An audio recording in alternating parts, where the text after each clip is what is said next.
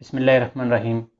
دوسری خوبی، دوسری طرح کے لوگ اللہ تقوی والوں سے، اللہ پرہیزگاروں سے محبت کرتا ہے۔ واللہ یحب المتقین، اور اللہ رب العزت فرماتے ہیں یا ایھا الذین آمنوا اتقوا اللہ حق تقاتہ ولا تموتن الا وانتم مسلمون۔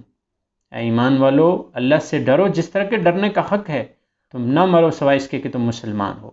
اور جب یہ آیہ مقدسہ نازل ہوئی تو صحابہ کرام پریشان ہو گئے کہ ہم کیسے حق ادا کر سکتے ہیں، جب اللہ کے نبی صلی اللہ علیہ وسلم کئی بار یہ ارشاد فرماتے ہیں کہ اے اللہ، ہم نے تجھے اس طرح نہ پہچانا جیسا کہ تجھے پہچاننے کا حق تھا، اور ہم نے تیری بندگی اس طرح سے نہ کی جیسے کہ بندگی کرنے کا حق تھا، ہم کیسے حق ادا کر سکتے ہیں۔ پھر دوسری آیہ مقدسہ نازل ہوئی تو صحابہ کرام کو حوصلہ ملا، فاتقوا اللہ ما استطعتم، پرہیزگاری اختیار کرو، تقوی اختیار کرو جتنی کہ تمہاری استطاعت ہے۔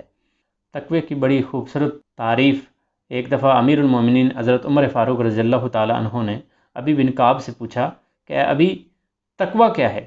ابی بن کعب فرماتے ہیں کہ اے امیر المومنین، کبھی آپ کا گزر خاردار جھاڑیوں والے جنگل سے ہوا؟ حضرت عمر رضی اللہ تعالیٰ عنہ نے فرمایا ہاں، کئی بار ہوا۔ ابی بن کعب پوچھتے ہیں کہ کیسے گزر ہوتا ہے؟ فرمایا کہ اپنے دامن کو سکیڑ لیتے ہیں، اپنے آپ کو سمیٹ لیتے ہیں کہ کوئی کانٹا دامن سے نہ الجھ جائے، کوئی کانٹا جسم پہ خراش نہ ڈال دے۔ حضرت ابی بن کعب فرماتے ہیں کہ ہاں، تقوی کی مثال ایسے ہی ہے کہ اس دنیا کی علائشوں، اس دنیا کی آزمائشوں سے ایسے اپنے آپ کو گزار لینا، اور اس دنیا کے گناہوں سے اپنے آپ کو ایسے بچا لینا جیسے جنگل سے خاردار جھاڑیوں سے گزرتے ہوئے اپنے آپ کو بچاتے ہیں، یہی تقوی ہے۔ تقوی کی دوسری مثال نعمان بن بشیر سے روایت ہے کہ اللہ کے نبی صلی اللہ علیہ وسلم نے فرمایا کہ حلال اور حرام واضح ہیں، حلال بھی واضح ہیں، حرام بھی واضح ہیں، لیکن ان کے درمیان کچھ چیزیں متشابہات ہیں، اور جس نے متشابہات سے اپنے آپ کو بچا لیا اس نے اپنا دین بچا لیا، اس نے اپنی عزت بچا لی، وہ اصل تقوی والا ہے۔ اور فرمایا کہ جو ان متشابہات سے نہیں بچے گا وہ حرام میں جا داخل ہوگا۔ اور اس کی مثال یوں دی کہ ایک چرواہا اپنی بکریوں کو ممنوع علاقے کے اگر قریب لے جاتا ہے تو اس کا خدشہ موجود ہے کہ اس کی بکریاں دوسرے کھیت میں چلی جائیں گی۔ بڑی خوبصورت مثال ہے کہ اگر آپ تقوی اختیار کرنا چاہتے ہیں تو ان چیزوں سے بھی آپ بچیں گے جہاں پہ آپ کو احتمال ہے، جہاں پہ آپ کو ڈر ہے، جہاں پہ آپ کو خدشہ ہے کہ یہ کہیں آپ کو کسی نافرمانی کی طرف نہ لے جائے۔ اللہ کا خوف دل میں ایسا سما جائے کہ برائی کا خیال بھی آپ کے دل میں نہ آئے، اس کو تقوی کہتے ہیں۔ قرآن پاک میں بار بار تقوی والوں کا ذکر ہوا، سینکڑوں بار تقوی کا ذکر ہوا، جیسے کہا گیا کتب علیکم الصیام کما کتب علی الذین من قبلکم لعلکم تتقون، تم پر روزے فرض کیے گئے جیسا کہ تم سے پہلی امتوں کے اوپر فرض کیے گئے تاکہ تم متقی بنو، تاکہ تم پرہیزگار بنو۔ روزے کا بھی بنیادی مقصد تقوی ہے۔ تقوی کی اہمیت کا اندازہ بھی اس بات سے کریں کہ آپ قرآن پاک کو سمجھنا چاہتے ہیں، اگر آپ کے دل میں تقوی نہیں ہے، آپ کے دل میں اللہ کا خوف نہیں ہے، خشیت الہی نہیں ہے، تو یہ قرآن پاک آپ کو ہدایت نہیں دے گا، یہ قرآن پاک آپ کی رہنمائی نہیں کرے گا۔ جیسے فرمایا ذالک الکتاب لا ریب فیہ ھدی للمتقین، کہ کوئی شک نہیں ہے اس کتاب میں، اور یہ ہدایت نامہ ہے متقی لوگوں کے لیے۔ اسی جگہ دوسری جگہ فرمایا ھذا بیان للناس وھدی وموعظۃ للمتقین، عام لوگوں کے لیے، عام انسانوں کے لیے ایک بیان ہے، اور متقی لوگوں کے لیے واعظ و نصیحت ہے۔ تو اگر آپ کے اندر تقوی نہیں ہے تو یہ آپ کو ہدایت نہیں دے گا۔